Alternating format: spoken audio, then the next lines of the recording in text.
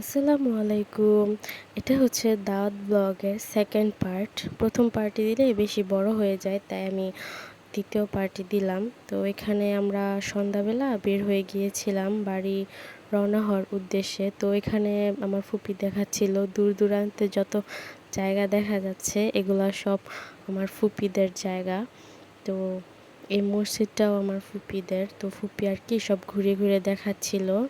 আমরা সব প্রথমে যে বাড়িতে গিয়েছিলাম ওটা হচ্ছে দ্বিতীয় বাড়ি, এটা হচ্ছে প্রথম বাড়ি আর কি, পুরান বাড়ি বলে যেটাকে।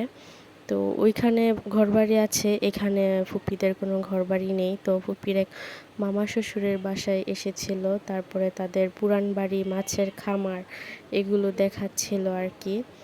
তো সামনে ফুপিদের আত্মীয় স্বজন ছিল।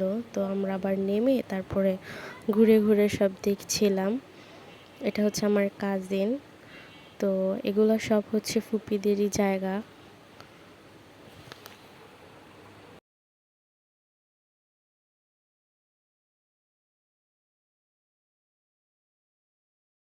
তারপর এখানে হচ্ছে যাওয়ার রাস্তার সময় আমার ভাই, ফুফাতো ভাই ভূতের কাহিনী বলা শুরু করছে। মানে আমরা যেখানেই যাই ভূতের কাহিনী মাস্ট থাকবেই থাকবে। তো এই জায়গাটাতে ছিল যে আমার ফুফাতো বোনের মেয়ে ভয় পেয়েছিল, সেটাই বলছিল আমার ভাই।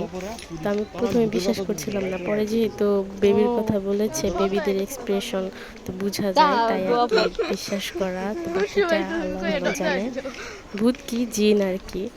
তো এখান দিয়ে পুরান বাড়িতে যাচ্ছিলাম, তারপরে মানে মজা টজা করতে করতে আর কি যাচ্ছিলাম। তো ভালোই লেগেছে, নতুন জায়গা, দারুণ একটা সময়।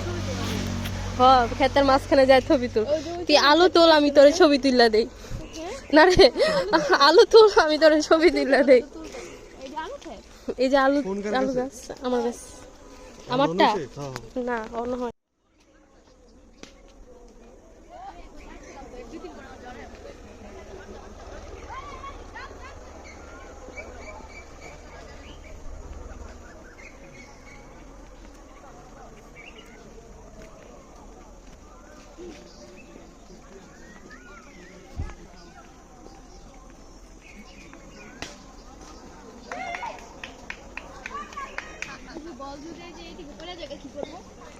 নাইমা লইব।